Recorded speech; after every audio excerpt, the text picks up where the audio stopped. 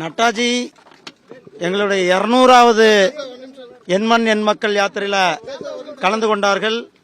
அவர்கள் கலந்து கொண்ட இந்த நிகழ்ச்சி மிகவும் வெற்றிகரமாக நிகழ்ச்சியாக இருந்தது. நான் தமிழ்நாடு காவல்துறையும் தமிழ்நாடு அரசாங்கத்தையும் வன்மையாக கண்டிக்கத்தக்கது.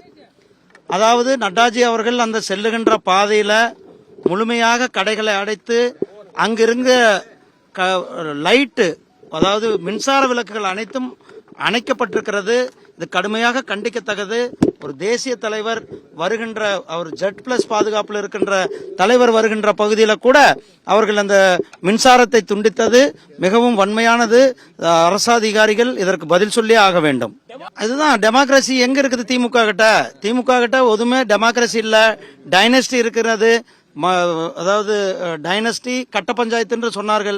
அது மணி பணத்தில் அவர்கள் என்னது 2G மாதிரி பெரிய பெரிய ஊழல்கள். இன்றைக்கு ஒரு அமைச்சர் ஜெயிலில் இருக்கிறாரு, இன்னொரு அமைச்சர் பதவி போயிருக்கிறாரு. திராவிட முன்னேற்ற கழகம் அவர்கள் சொன்னார்கள், நட்டாஜி அவர்கள் எப்படி இந்த லைட்டை இன்னைக்கு அணைச்சிருக்கிறார்களோ அதே போல திராவிட முன்னேற்ற கழகத்தினுடைய லைட்டை தமிழ்நாடு மக்கள் மிக விரைவில் ஆஃப் செய்வார்கள் என்பது நான் பாருங்க.